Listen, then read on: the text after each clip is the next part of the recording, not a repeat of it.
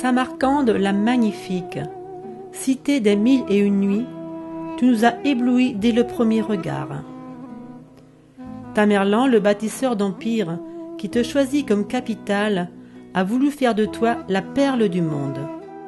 Lutte intestine, pillage et tremblements de terre firent de Samarcande à l'aube du XVIIIe siècle une cité fantôme.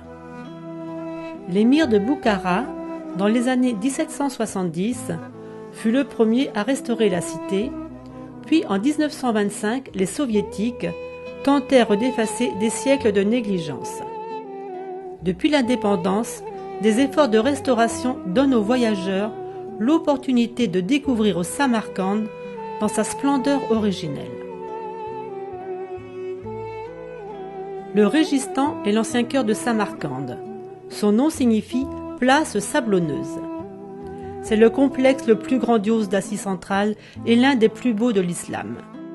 La madrasa construite en 1420, à l'ouest de la place, accueillait une centaine d'étudiants et la tradition veut que le souverain en personne y enseigne l'astronomie. Pour compléter l'harmonie de la place, le hakim de Samarcande demanda à ses architectes de construire cette troisième madrasa entre 1646 et 1660. L'intérieur resplendit de motifs en feuilles d'or, d'où le nom de Tilyakari qui signifie doré. La madrasa Shir d'or, qui signifie qui porte des lions, a été construite en 1636 sur ordre du hakim de Samarcande du côté est de la place.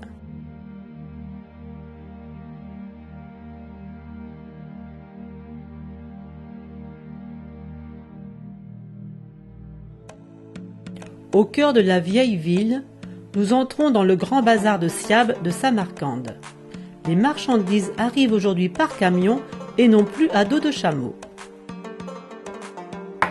Le bazar est divisé en sections. Chaque allée présente le même type de produits. Ici, multitude de fruits séchés et très important pour la cuisine ouzbek, ces épices aux parfums envoûtants. Les galettes de nonnes, pain sans levain, arrivent par brouettes entières. Le pain de Samarcande, par sa qualité, se conserve très longtemps et est le plus savoureux du pays.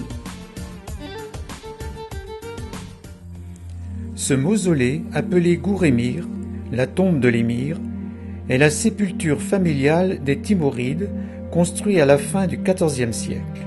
La beauté du Gour-Émir repose sur la simplicité de ses formes. Un tambour est lancé sur une base octogonale et surmonté d'une élégante double coupole. Incomparable coupole d'azur aux 60 gaudrons recouverts de briques vernissées.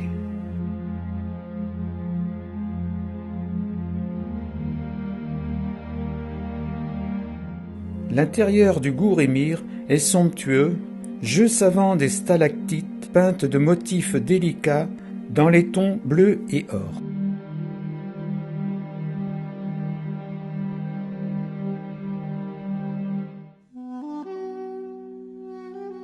La mosquée Bibi Kanoum doit son nom à l'une des épouses préférées de Tamerlan.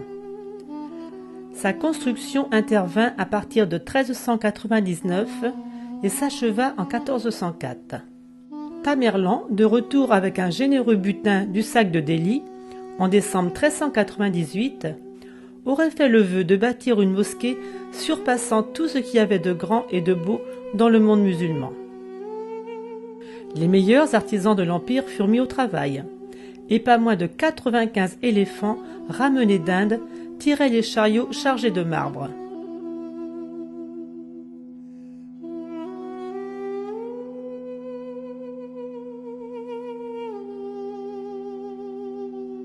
Au centre de la cour, sur un lutrin de marbre gris de Mongolie, un don de Douloumbeg, fut autrefois déposé le grand Coran d'Osman, mesurant environ 1 mètre carré.